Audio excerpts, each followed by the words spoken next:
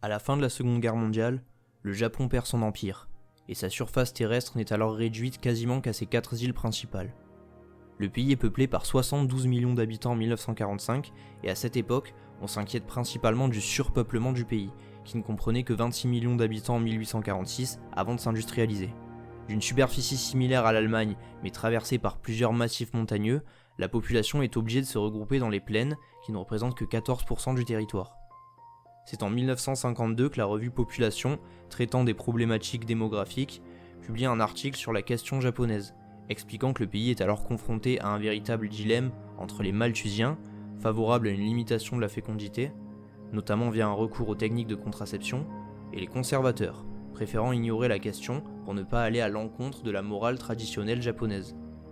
Les politiques vont finalement se pencher vers une baisse des naissances, évitant alors le baby boom occidental, qui se profilait pourtant aussi au pays du soleil levant, puisqu'on observait une augmentation très forte en 1947 et 48 qui se ralentira petit à petit par la suite. Dans le même temps, la qualité de vie devient l'une des meilleures au monde sur l'archipel, qui se place au premier rang mondial en termes d'espérance de vie à la naissance. Cette baisse de la natalité va s'accélérer à tel point que le chiffre de 1,26 enfants par femme sera atteint en 2005, année durant laquelle la population japonaise va baisser pour la première fois de l'époque contemporaine, mettant par la même occasion le terme de surpeuplement aux oubliettes. La situation s'est donc totalement retournée en quelques décennies, posant aujourd'hui des problèmes d'une toute autre nature à Tokyo. Donc comme vous l'aurez compris, aujourd'hui on va parler de la démographie du Japon, seul pays développé à connaître une baisse aussi significative de sa population depuis plus de 10 ans et qui doit aujourd'hui faire face à un sérieux dilemme entre reprise des naissances et immigration. Et ce s'il souhaite maintenir sa population au-dessus des 100 millions d'habitants, afin de rester un pays important, pouvant s'imposer tant sur le plan continental que mondial. On est parti.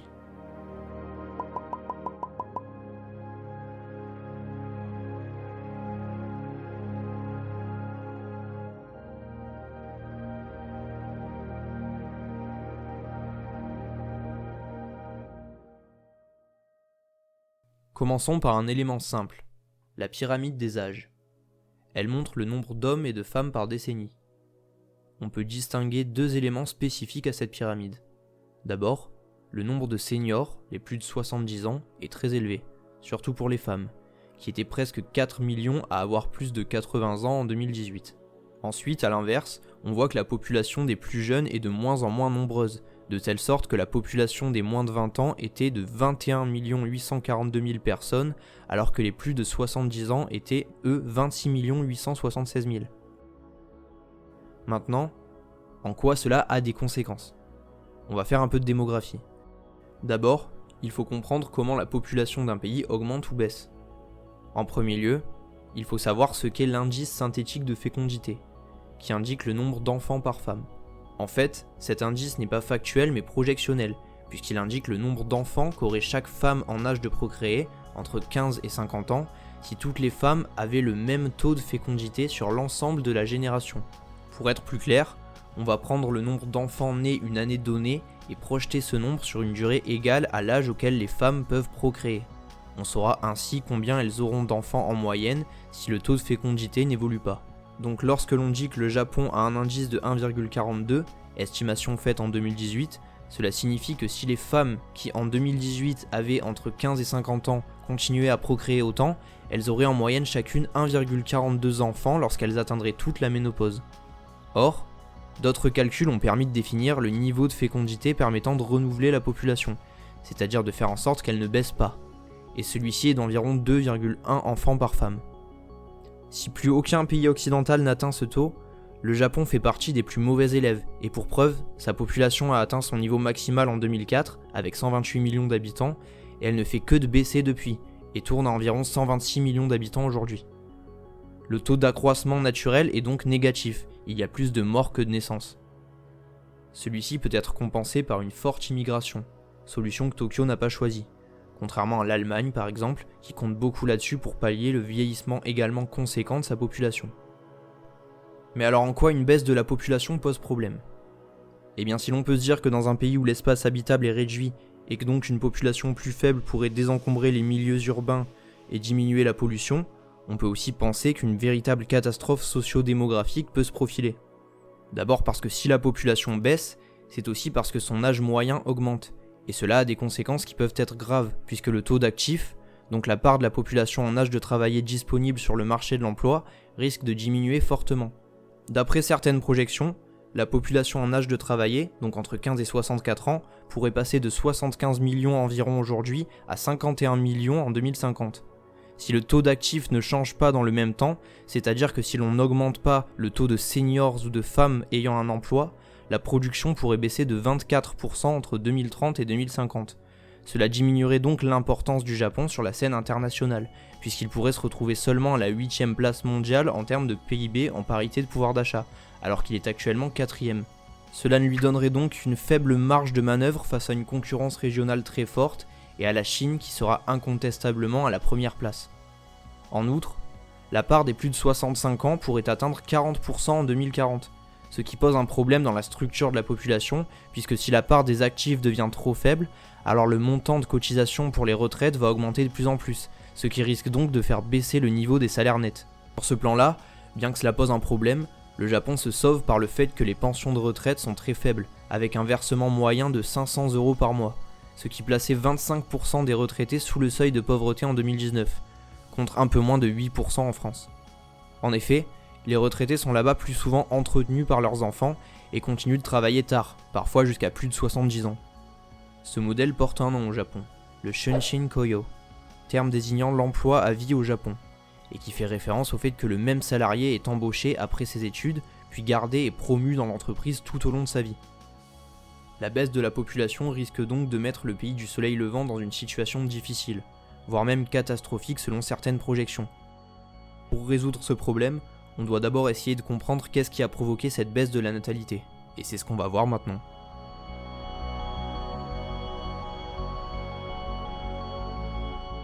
Pourquoi la fécondité au Japon a-t-elle si soudainement baissé ? Déjà, il faut dire que ce phénomène semble apparaître dans tous les pays industrialisés, mais avec une intensité plus ou moins forte.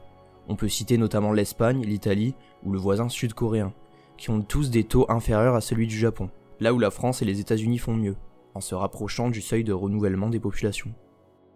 Les raisons de la baisse de la natalité sont tout de même particulières au Japon. C'est aussi le seul pays de l'OCDE où cela semble entraîner une baisse de la population continue et qui risque de s'accélérer.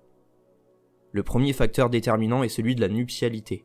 En effet, on observe une baisse continue des taux de mariage au Japon et un recul de l'âge moyen du mariage, qui retarde donc l'arrivée du premier enfant. À savoir que seulement 2% des enfants environ sont conçus hors mariage au Japon. Mais alors pourquoi cette baisse ? D'abord, les mariages arrangés de tradition Shinto ont vu leur part diminuer dans la deuxième moitié du XXe siècle, pour voir progresser la part des mariages dits d'amour, les Arenai Keikon, ce qui met les individus sur une sorte de marché concurrentiel de la vie amoureuse.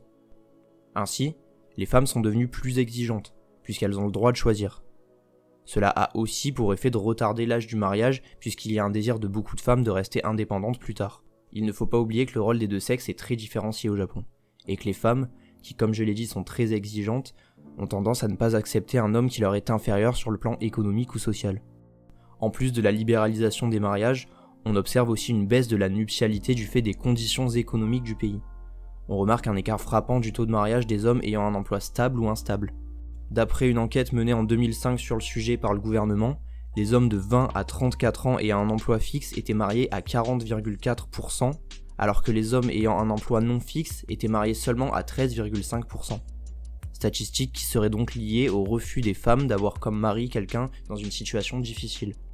Si les critères d'exigence des femmes jouent, la recherche d'une situation stable est aussi liée au coût élevé de l'éducation au Japon, où les allocations parentales restent faibles et les études coûteuses.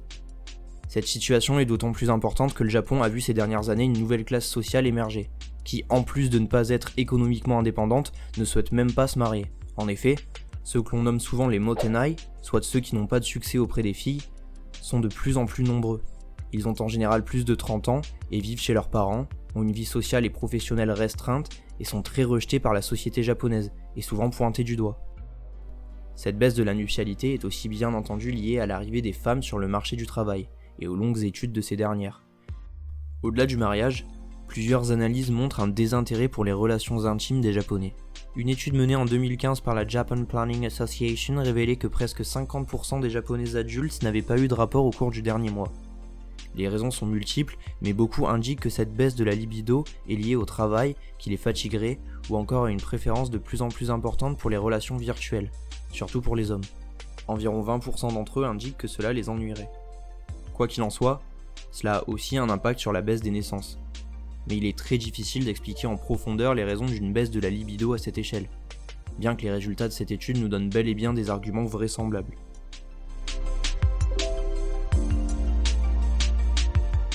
Cette baisse de la population apparaissant comme une fatalité, le Japon a dû chercher des solutions. Il a donc été confronté à un dilemme, choisir entre augmenter l'immigration massivement, à l'instar des Européens de l'Ouest, ou choisir de mener d'autres politiques, à savoir notamment modifier la structure démographico-économique ou refaire partir la natalité. Tout d'abord, parlons de l'immigration. Là-bas, le phénomène a toujours été assez mal vu, si bien que le gouvernement n'utilise que très rarement le terme de migrant. Les Japonais souhaitent préserver leur modèle culturel très particulier, qui ne s'est jamais fondé sur le multiculturalisme. C'est pourquoi le pays a toujours préféré d'autres solutions à l'immigration. Il y en a cependant une, mais elle est très limitée et ciblée vers les personnes très diplômées. Le pays a lancé par exemple en 2008 un plan pour attirer les travailleurs très qualifiés sortant des grandes universités, en leur offrant notamment des avantages de séjour. Le Japon se tourne aussi vers les travailleurs temporaires, mais l'immigration reste globalement marginale en comparaison aux pays occidentaux, puisque les étrangers représentent environ 2% de la population. Ce qui a donc été choisi par le gouvernement pour le moment est de modifier la structure économique, en retardant l'âge de départ à la retraite et en augmentant le taux de femmes actives. En effet, le but est d'augmenter le nombre d'actifs afin de diminuer les cotisations des travailleurs pour financer les retraites, ce qui paraît être la seule solution soutenable en vue du nombre beaucoup trop important de seniors, dont la part ne cesse de croître. Le gouvernement a donc d'ores et déjà fait reculer l'âge de la retraite à 65 ans. Puisque comme l'a rappelé en 2016 Toshihita Sekine, économiste à la Banque du Japon, un homme de 65 ans en 1970 équivaut à un homme de 77 ans en 2016. Dans la même idée d'augmentation du taux d'actifs, l'ancien Premier ministre Shinzo Abe a mené des politiques permettant à environ 2 millions de femmes de rejoindre le marché du travail entre 2012 et 2017, leur taux d'emploi étant de 74% en 2017 contre 67% 5 ans plus tôt. Faire repartir la natalité est d'ailleurs aussi un des objectifs du gouvernement. Et il a pour cela augmenté il y a déjà quelques années les allocations parentales, qui sont indépendantes des revenus, et a aussi permis de faciliter les conditions d'obtention des congés parentaux. Mais les résultats ne sont pas fabuleux, puisque le taux de fécondité reste faible et le problème semble persister.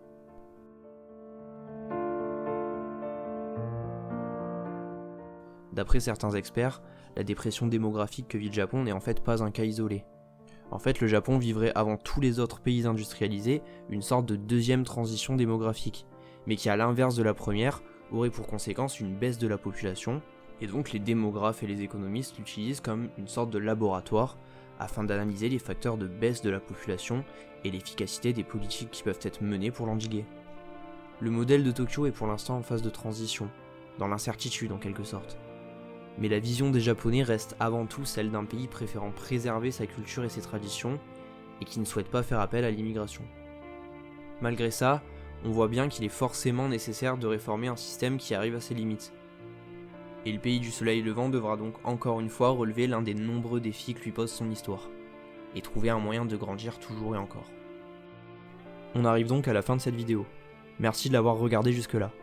Pensez aussi que j'ai besoin de vous pour faire tourner la vidéo, donc n'hésitez pas à liker, partager ou vous abonner si ça vous a plu. A bientôt.